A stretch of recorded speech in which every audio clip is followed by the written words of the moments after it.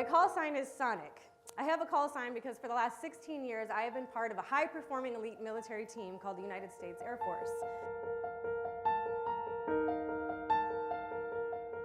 I'm also part of a high-performing company team called Afterburner.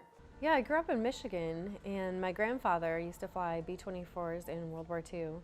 And I remember being a really little kid, and he would sit me on his lap, and he would go through airplane books, and he would go, "Is that a B-17 or a B-24? And I loved these big planes with their massive propellers, and he never said to me something like girls couldn't do it. I thought all women flew in World War II. And then when he passed away, he left me $500 and told me to use it for aviation camp and to get a lesson.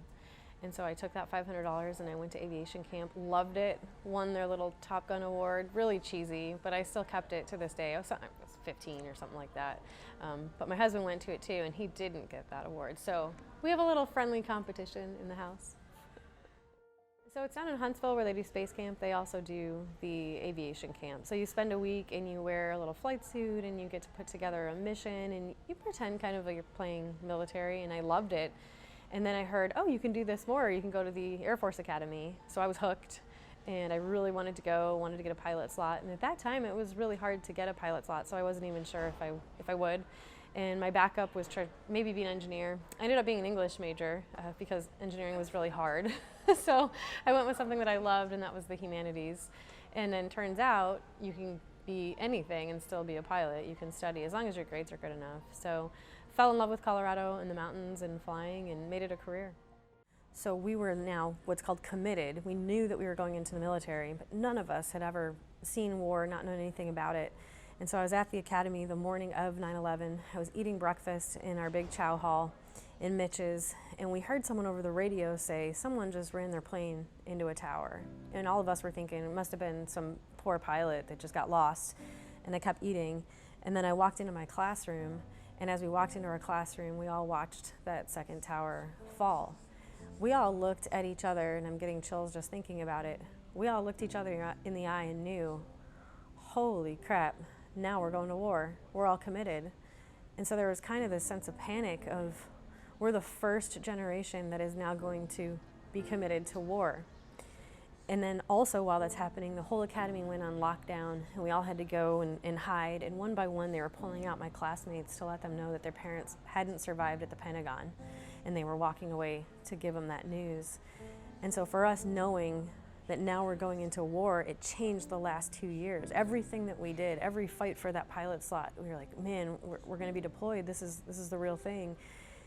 And the reason why I actually have more respect for the young kids now, we joined the academy not knowing that this was going to happen. But this generation that is now coming into the military, they know war. That's all they've ever known.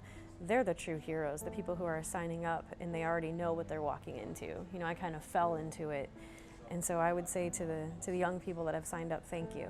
Thank you for carrying the torch for us. So I applied for this program called the White House Fellows Program, and while I was sitting out in the lobby, I saw a bunch of other people, and they said they were military. Pilots just somehow congregate to other pilots. We're sitting around kind of joking, and one of the guys says, yeah, you know, I work for this company called Afterburner, and they're always looking for good speakers. And I thought, I teach public speaking. That sounds kind of interesting, but I kind of filed in the back of my mind. And then I kept hearing a few other people mention it and say, no, really, you can take the things you learned from aviation and you can help people in the business world accelerate their performance. And that really seemed like meaningful work to do as you're transitioning from the military to business. You don't have to let go of these things that we've poured our hearts into, and we get to share it and help people in their business. So I looked up the guy that I had met at the other program and just said, hey, do you think they'd be interested at all? And then about 2 weeks later, Afterburner put out a call on Facebook and just said, anyone interested, come to these auditions. So threw all caution to the wind, came out to the audition and got to know this team of incredible people. You walk into headquarters and it feels like being in a squadron. So it felt like home. And I'm here today to talk to you about one thing and one thing only, and that is called flawless execution. And that's flawless execution in a rapidly changing, challenging, and because our team is full of Navy SEALs and elite performers and fighter pilots, sometimes hostile environments. So does anyone in this room know about working in challenging or changing environments? Yes? Okay, I think that's why they brought me in. What I think I see the best in flawless execution is the concept of I have a very specific mission objective, but there are going to be challenges. Nothing's easy, so you have to identify what those threats are and then find the right resources to mitigate those. See, my mission objective in Afghanistan was to come in and look for the Taliban at night in my airplane. During the day, I volunteered to teach English. And I was also supposed to teach them how to vote, how to get ready for their first democratic national election. But when I walked into that room, even though my mission objective was to teach them, they wanted nothing to do with me because we have about 1,000 years of cultural barriers between us. Number one, I walk in and I have a pistol. That's a holster. I have a pistol on my hip, an M9. It's not the friendliest way to walk into a room. Okay. Number two, I'm a woman, and there are a few barriers between us for men and women in that culture. Number three, I'm a pilot in a flight suit. They know darn well what I'm doing at night. So I have to think about the threats to reaching my mission objective, and I have to come up with resources. I'm trying everything. I'm trying jokes, nothing. I'm trying to be nice and build relationships, nothing. So finally, I asked their class leader, Saeed, one day, I said, Saeed, man, what is it? What do you guys love more than anything? He says, we love music. You do? So I pick a song, and I choose it in Dari. I don't know what I'm singing. It just had a really easy chorus. The chorus went la, la, la, la, la. And I thought, okay, anyone can sing that in any language. So I come in the next day, no joke, you can get a guitar on Amazon delivered to a war zone.